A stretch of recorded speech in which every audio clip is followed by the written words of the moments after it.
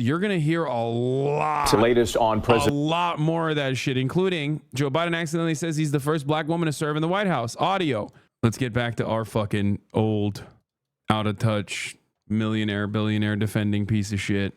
I'll beat Donald Trump. I will beat him again in 2020.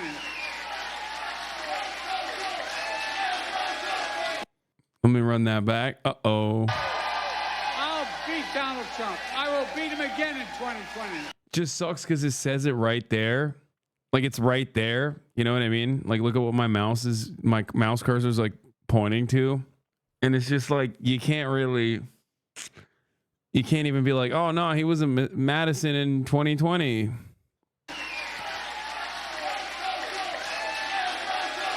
by the way, we're going to do it again in 2024. I learned.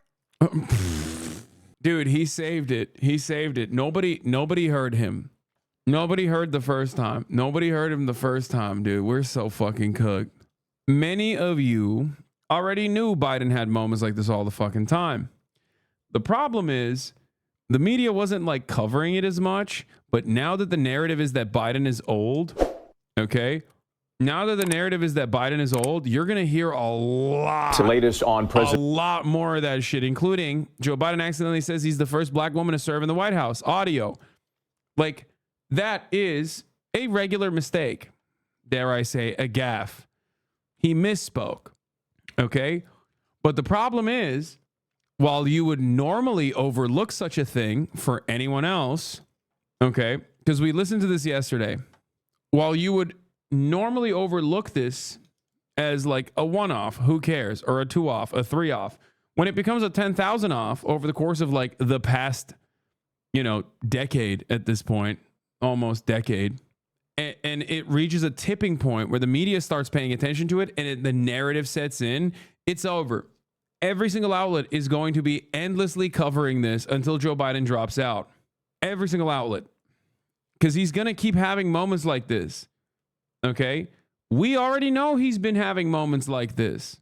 We know because we've been watching and making fun of Biden for a while now. Why is The Guardian doing this? Because everyone else is doing it. This is the media narrative, which it makes sense that it's the media narrative because it's the truth, right?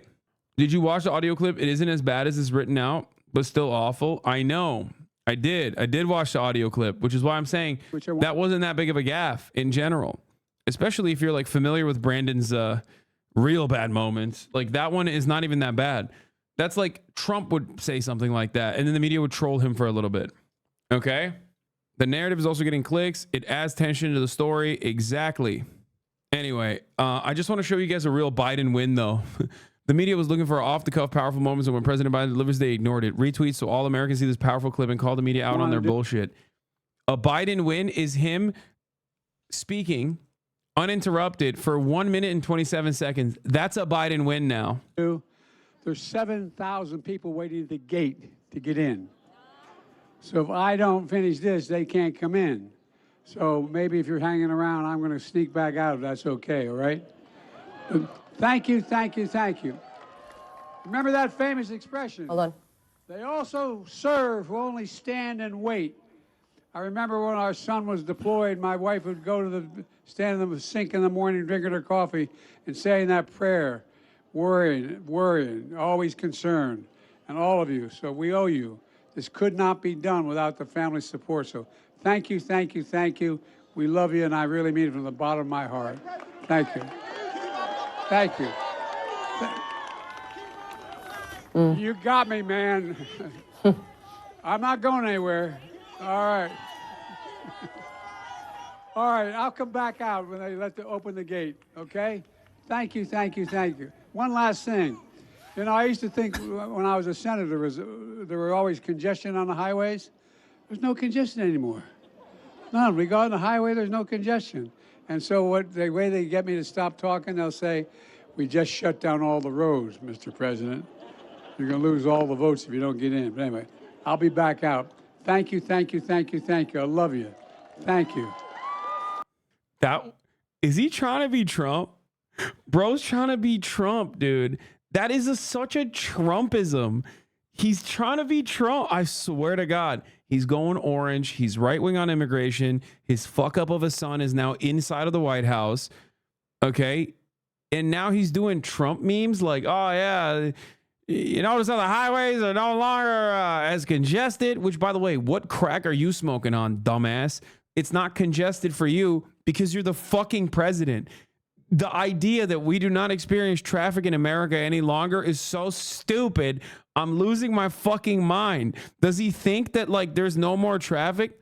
That was the bit, Hasan. I think he was trying to make a joke. Chat, stop coping and saying that it's not that bad. No, that's not the joke, man. That's not the joke. The joke is the highways are only congested when he's blocking traffic. That joke only works if highways are not actually congested. You are a chatter now. The master becomes the student. Anyway, it's also a really stupid joke. I know it's the motorcade. Oh my God. I get what he's trying to say, chat. Okay. I'm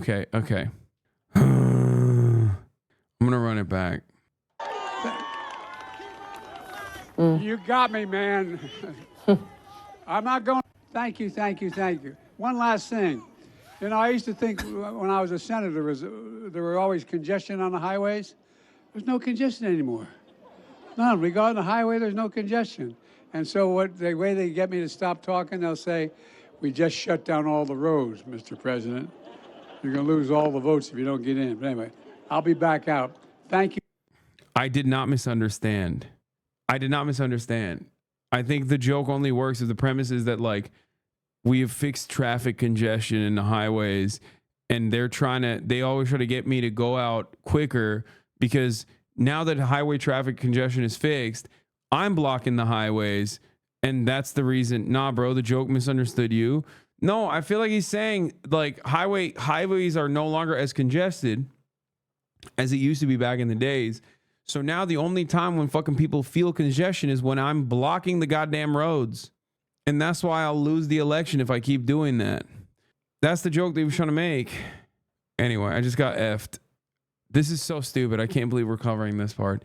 Anyway, the whole point is whether that joke lands or not, that's not a Biden win. The reason why I clicked on that to show you was because that's how far we've got. That's how far we've fallen. Okay. Here in the United States of America, we have fallen so far. We have fallen off so poorly, so abysmally that like the Biden wins account is posting a 1 minute and 27-second sequence of Biden talking without a teleprompter as a W. Okay. Anyway, Senator Mark Warner is attempting to assemble a group of Democratic senators to ask Joe Biden to exit the presidential race, according to two people with direct knowledge of his effort. Warner is telling Democratic senators that Biden can no longer remain in the election in the wake of his faltering debate performance, according to the people familiar with private conversations who spoke on the condition of anonymity to speak freely. Though no sitting Democratic senator has publicly called for Biden to step aside, they're privately sharing mounting concerns with each other over the past week as they fight an already uphill battle to maintain Senate majority. Biden fighting to save his candidacy as he prepares to sit down in just hours with our George Stephanopoulos for his first television interview since that poor debate performance. Our senior White House correspondent Selena Wang has the latest. Selena, good morning. Hey, good morning, Whit. All eyes are on the president today, and I'm told that donors and allies are closely watching that interview with George as they decide whether to keep on supporting the president or not. Overnight, the president and first lady hosting a July 4th celebration at the White House. The president reading remarks off a teleprompter, hitting central themes of his campaign and trying to quell panic within his own party 1 week after his disastrous debate. We have to look at ourselves and ask the question, will we stand for freedom again? We stand for democracy. We stand together as Americans. I believe we will and we can. Telling the cheering crowd he's not leaving the race. I'm not going anywhere. All right. But the president at times stumbling through his cleanup effort, like this radio interview in Philadelphia on Thursday. By the way, I'm proud to be, as I said, the first vice president, first black woman to serve with a black president.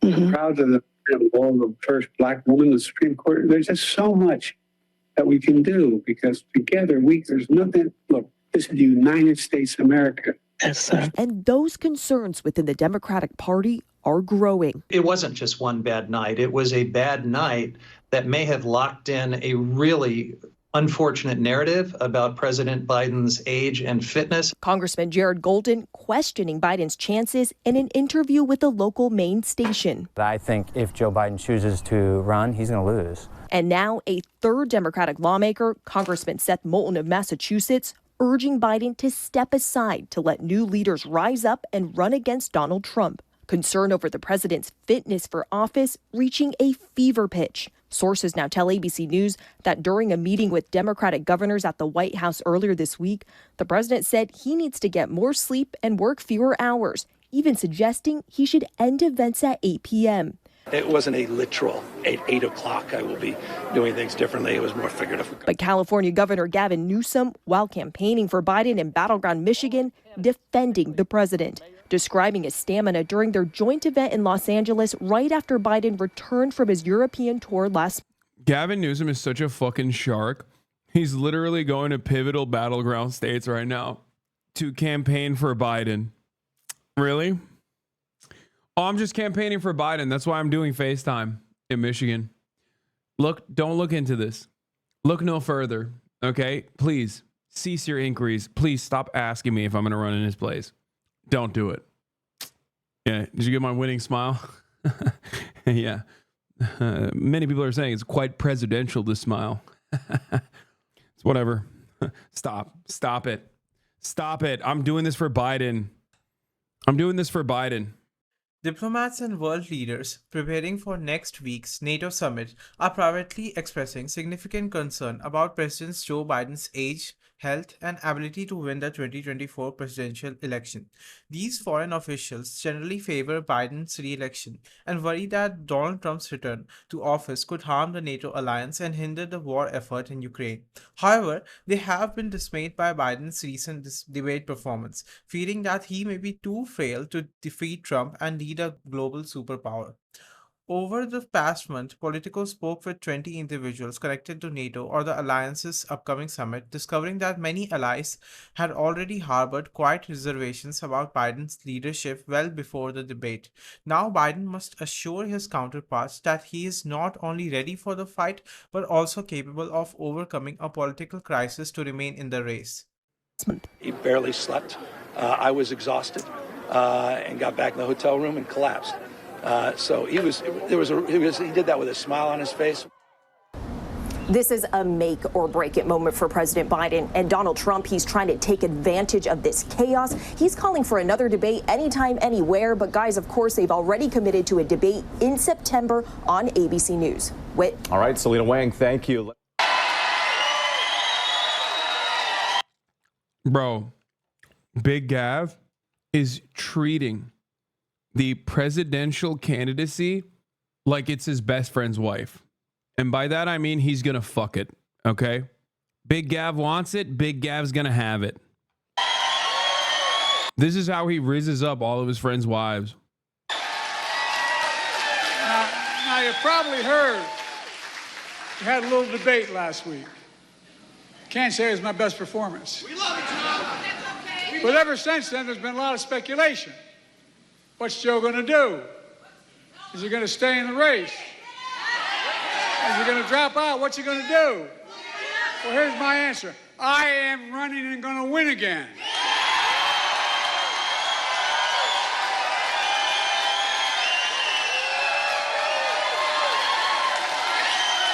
Because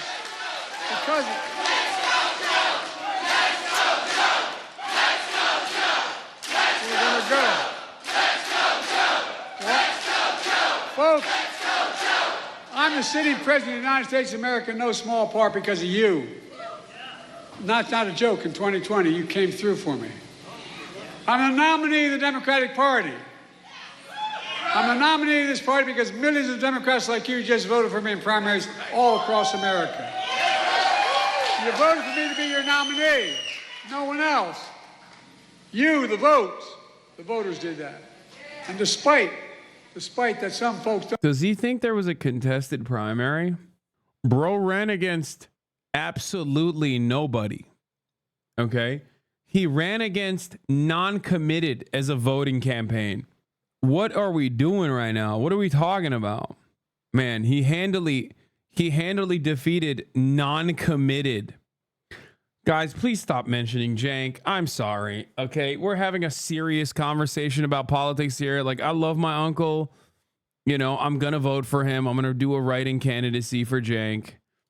Obviously, as you guys know, I am his political advisor. But, like, come on. Okay, what's next? Are you going to say he ran against Dean Phillips? Bro, what are you talking about? He destroyed Dean Phillips.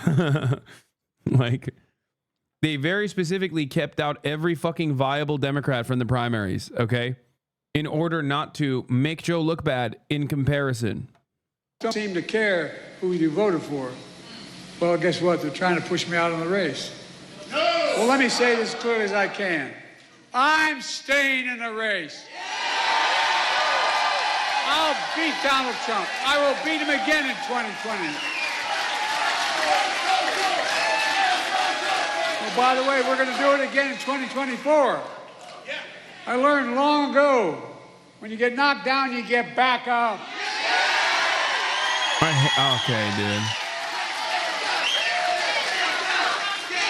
And I'm not letting one 90-minute debate wipe out 3.5 years of work. As the governor said, I've led this nation from the depths of pandemic to the strongest economy in the world, and that's literally true. And I and you are not finished yet. I also think, like, when you get knocked down, you get up again is so stupid because, like, who knocked him down, brother? Like, it's not like that is such a bad way to frame this because it's like either you're saying that Donald Trump knocked you, which he didn't even fucking do, right? And you're just like giving him a dub for no reason. Or you're coming to the recognition that like you knocked yourself down because your brain is bad. Like you didn't get knocked down. You tripped and you fell in the bathtub. Okay. And now you can't get up and life alert is not picking up. I hate that this like, oh, when you get knocked down, it's like, dude, you did this. You did this. Yeah. You're not pissing the night away. You're not. Now, you probably also noticed a lot of discussion about. Someone in the chat said he's shadow boxing and got knocked out. Yeah, he's like Baki. He's like Baki when Baki fights like invisible demons in his mind in order to prepare for his upcoming fight. And then he gets his ass beat. Like, that's what he's doing. Oh, my God. About my age. I know I look 40. I keep seeing all those stories about I'm being too old. Let me say something. I was too old. I wasn't too old to create over 15 million new jobs. To make sure. Okay, I'm almost convinced that his fucking staffers are putting those guys in the crowd now. No, I'm sorry. I mean, look, the fucking mental faculties of a person who like willingly, voluntarily go. 21 million Americans are insured under the Affordable Care Act. To beat Big Pharma, the first one to ever do that, and lower the cost of insulin to $35 procedure. Well, they're too old to relieve student debt for nearly 5 million Americans and grow the economy. Too old to put the first black woman on the Supreme Court of the United States of America. To sign the Respect for Marriage Act. Well, they're too old to sign the most significant gun safety law in 30 years. To pass the biggest climate bill in the history of the world, not here, the history of the world. Bro, Then, he's crushing say, this. sure. He's crushing this room, dude. This room wants to fuck him. This room is like our back walls below him, okay? Below out our back walls, please, sir. Mr. Brandoni, sir. This is why I think that they're plants, okay? I'll say it. I'm not afraid. I'm unafraid to say it. I'm unafraid. I'm not afraid. Okay, why am I singing so much right now? What the fuck's going on? I'm a little delirious. I brought this from the United States of America, by the way, for my last night as a special treat. And even though I hit my pro goals for the day, I'm going to go above and beyond. I'm going to go plus ultra today. Okay. This was my special treat for my last night. Smells like fucking freedom, baby. God damn it. Oh, I didn't even let the tannins release. Okay. Let me tell you, the microplastics really make it taste so much better. Chalky milk. Whew. Sheesh. Fairlife is American chocolate milk supremacy. Dude, this tastes literally like chocolate milk, like good chocolate milk. 26 grams of protein, 170 calories. You cannot defeat the macros. I don't know what the fuck they do in this. I don't know what the fuck they put in this. It's just magic. Okay? Straight up magic. Fairlife is mid. Y'all are crazy. I will ban you. I will ban you. I will ban you permanently. Put Joe back on screen or I'll kill myself.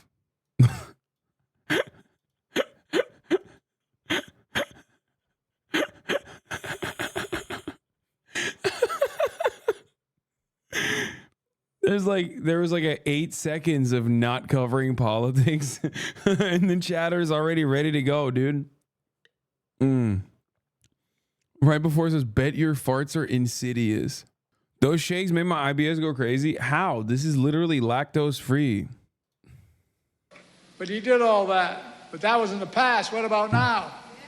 Well, how about the 200? Bro, have you ever tried the pro version of that? It's 40 grams. It's 43 grams of protein, I think, not 40. And it's 230 calories. And yes, I have literal fucking buckets of this shit at home. My brother steals it from me all the fucking time too. It's like causing him to lose weight too, which is good. 42 grams of protein, thank you. 230 calories. 200,000 jobs we announced yesterday.